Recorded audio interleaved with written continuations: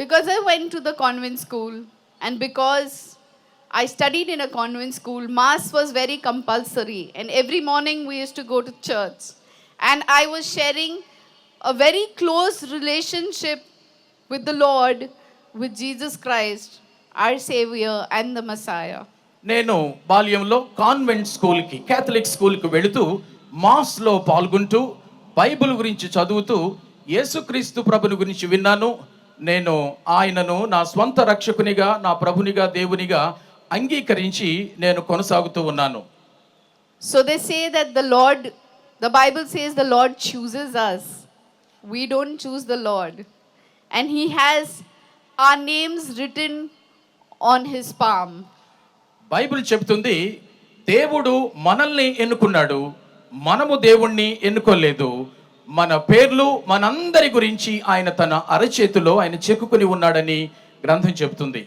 The Bible also says, and the Lord says, that He knows us much before we were even conceived in our mother's wombs. మన తల్లి గర్భములో మనం ఇంకనూ పిండముగా రూపింపబడక మునిపే Bible చెప్తుంది, Bible దేవుడు చెప్తున్నాడు ఆయన మనల్ని ఎరుగును అని.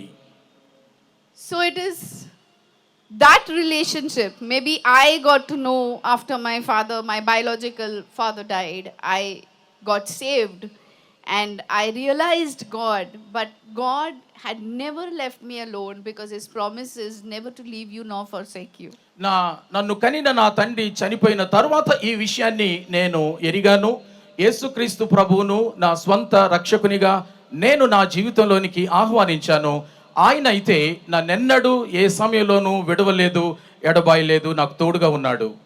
There are two very special days in your life. One is when you were born, and the other is when you understand the purpose of why you were born in this life. ఒకని జీవితంలో రెండు ప్రాముఖ్యమైన దినాలు లేవా సందర్భాలు ఉంటాయి. ఒకటి అది పుట్టినప్పుడు, రెండవది నీ యొక్క జన్మ యొక్క సార్థకత, లక్ష్యము, ఉద్దేశం ఏంటో నువ్వు ఎరిగినప్పుడు. So it is very important to understand. Like I came from a very different background, different culture, where my father was very strict with us in our upbringing. He never wanted me to come into films, but my mother always wanted us to stand on our own feet. And that is what happened. And you can see how successful I have been, whether in films or in politics. Whatever you do, wherever you're called to do, whatever is the purpose in your life, whether it is to pray, whether you're called to father, whether you're called for any purpose in your life, do it to the best of your ability. మా నాన్నగారు నా విషయంలో నేను cinema ప్రపంచంలోనికి ప్రవేశించడానికైతే ఆయన ఇష్టపడలేదు. మా అమ్మగారు అయితే మొదటి నుంచి మేము మా కాళ్ళ మీద నిలబడి ఉండాలి అన్న ఆలోచన ఉంది కాబట్టి ఆమె మమ్మల్ని అనుమతించడం. ఆ విధంగా నా వ్యక్తిగత జీవితంలో, సినీ పరిశ్రమలో, చలనచిత్ర రంగంలో ముందుకు వెళ్ళి ఒక సఫలమైన నాయికగా, ఒక యాక్ట్రెస్గా నేను ఉండడం జరిగింది. దేవుడు మన జీవితాల్లో ఏదైతే ఆయన మనకు అనుమతించాడో ఆ విషయాల్లో మనం ఉత్తమంగా ఉండడం దేవుడు మన గురించిన ఆయనకున్న సంకల్పం అని నేను మీకు జ్ఞాపకం చేస్తున్నాను. In whatever area in your life that you're called to do, your purpose to do, you should have an opposition, because your success hinges on opposition. నీవు ఏ రంగములో ముందుకు వెళ్ళాలి, సఫలం కావాలని అనుకుంటున్నావో ఆ రంగంలో నీకు ప్రతికూలత, నీకు విముఖత ఉండడం కూడా మంచిది. ఎక్కడైతే ప్రతికూలత ఉంటుందో అక్కడ నీవు సానుకూలంగా ముందుకు సాగే అవకాశాలు ఉంటాయి. But as Paul and Silas said, even as they were in the prison, that in the most adverse and trying circumstances also, they say that the joy of Lord, you should endure with the joy of Lord, and the joy of Lord should be with you at all times. You should be joyful. పౌలు, శీలలు సహా వారు కఠినమైన చాలా బాధాకరమైన ఖైదు జీవితంలో, బొండల మధ్యలో, వేదన మధ్యలో ఉన్నప్పుడు సైతము వారు సానుకూల దృక్పథము కలిగిన వారే దేవుని గురించి పాడి స్తుతించడం మనం చూస్తున్నాం. అలాంటి దృక్పథాన్ని మన జీవితంలో మనం కలిగి ఉండాలి. David faced Goliath, but because he believed in the Lord, he emerged victorious. దావీదు గొలియాతును ఎదుర్కొన్నాడు, గొలియాతును గెలిచాడు. దావీదు తన జీవితంలో ఆ విధంగా విజయవంతునిగా ఉండడం మనం చూస్తూ ఉన్నాం తనకున్న దృక్పథాన్ని బట్టి. Faith in God. దేవుని యందలి తనకున్న విశ్వాసమును బట్టి.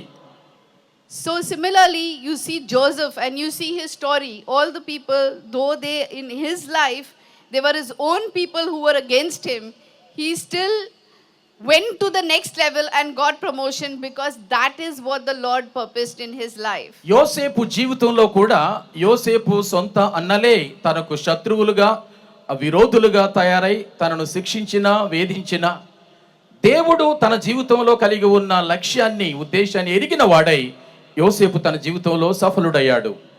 So it's very important that whatever we do in our life, it's important for us to complete it, to finish that job, because the Lord will help us finish it. He has already finished it on the cross.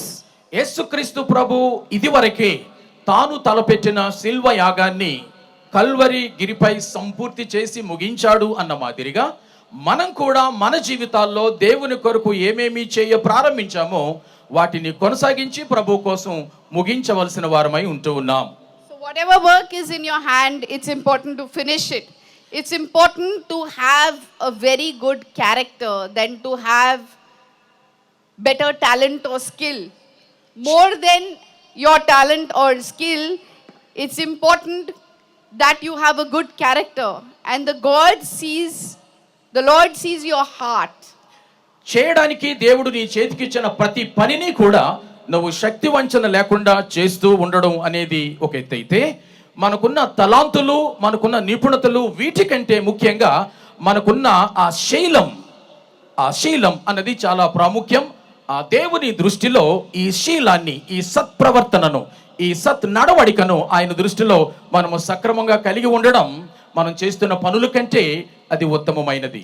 So it is very important to do your best and nothing less than the best, because if you don't do your best, it will not do justice, it will be a sin in life. నీ జీవితంలో చేయడానికి నీకు ఇచ్చిన ఏ పనిలోనైనా, ఏ వృత్తి అయినా, వ్యాపారం అయినా నీ అత్యుత్తమమైన ధ్యానాన్ని, ధ్యాసను, శ్రద్ధను పెట్టాలి. అలా చేయకపోవడం అది పాపంగా పరిగణించబడుతుంది.